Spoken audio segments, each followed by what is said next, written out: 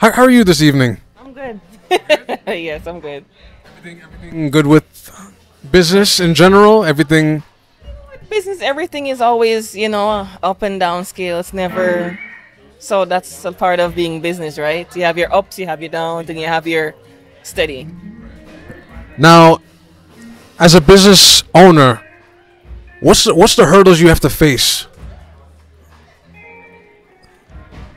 Wow. So you have hurdles like supply issues. You have business being slow because obviously we went through a pandemic. So, you know, people are a little bit more structured with what they want. Also, with the economy, that does affect small business a lot more than it does big stores. So I think that's like my main hurdles would be that. And do you think? See, I don't want to quantify it as black business, but do you find that you have to have higher credentials than normal? Of course. So, just to give you some background, so I'm Shennae, and I have a wellness brand that focuses on skin wellness as well as reproductive health, right? And with that comes a lot of stigmas, right? So, with that stigma, you have to come qualified. If you don't come qualified, you're not taken serious. So, yes, when you're of a color, you are held to a higher standard compared to those who are not of color. Right. Now, what would you, for those who are watching at home, what's the message you want to relay on even how to start how did you start your business? What were the steps you had to take, the procedures, the people you had to meet? So my business started in Jamaica while I was a semi-professional athlete at the time. So I was able to do markets while I was there, and I got motivated just from another vendor, and that what gave me the push. So when I came back here, I got all the measurements. So getting a business license, if you're able to get a mentor, get a mentor. I'm just getting a mentor now, and I'm into year 6. Because I couldn't find anyone in the wellness skincare industry that was willing to share. Because there's still a lot of gatekeeping happening within the skincare industry. Okay.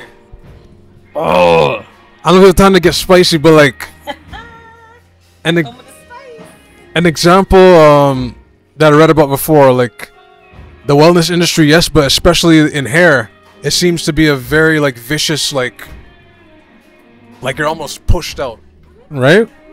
Yes, because I have background of working in the hair industry, which is Korean owned, and working amongst them and having people of our own skin tone saying that we should have our own business, not knowing that there's gatekeeping happening within that. But to bring it back to like, I do body, right? So body care and reproductive health, it's not as much gatekeep, but a lot of people here feel safer when a person is of non-black.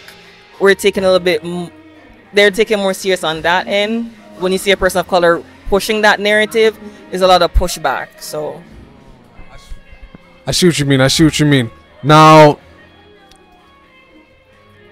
what do you think business needs more in general? Like everybody needs money, like come on, right? But to make things easier, what are more ideas that businesses can take on where it just smooths the process out?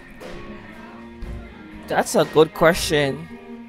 Because I've navigated 2 countries, so I've been in the States and I've been in Canada, and US are like teenagers. They're with the now and with the current, so they know what's going on. But Canadians are more reserved. They're like old retired people who believe in the government. So with a person like me who's coming very holistic, it comes with a lot of pushback.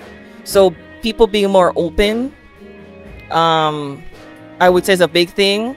There's grants everywhere for sure, but it's hard for us to attain the grant because you have to have certain credentials to get those. So a lot of times I'm doing it on my own with my own pocket. So that's, I think, is my personal struggle with growing my business more, is the grant is not attainable for small business. Just as how Black History Month is not really attainable for small black owned business. It's more for a big box store that benefits more from Black history, not the small business. And we spoke about this when it comes to grants. Like it's compared to the States, right? No, I wasn't a program. I wasn't a program. Did the whole steps from October to December. It was intensive, like 6 weeks. Work on a business plan, making sure everything is good with it. I learned a lot, but it's not guaranteed you're gonna get the grant money, and I wasn't a recipient. So the most I can say is try again in September. That just made me, because I got ideas I gotta like toughen out, and it's like it's strenuous. Now, for the last 50 seconds, what does Sunday Social mean to you? Sunday Social is where I got my most black customers from that support me. So I came here, I can't remember what year I came here, when it was like downtown. I went because it was someone's birthday and I tagged along a couple times. And then as my business now, they had Marketplace. And I was just saying just tonight that the last time I went to a Marketplace, like this was before my accident, they had like this whole seduction night with like a whole bed set up. I had massage candles, body butters, the whole 9 yards. So for Sunday Social, for me, it means a lot because it put me on to my own people that were open and they're very supportive. And that's why I keep coming back, because the support is there, because it's not that strong outside. And with that, I want to thank Shennae. Thank you for having us.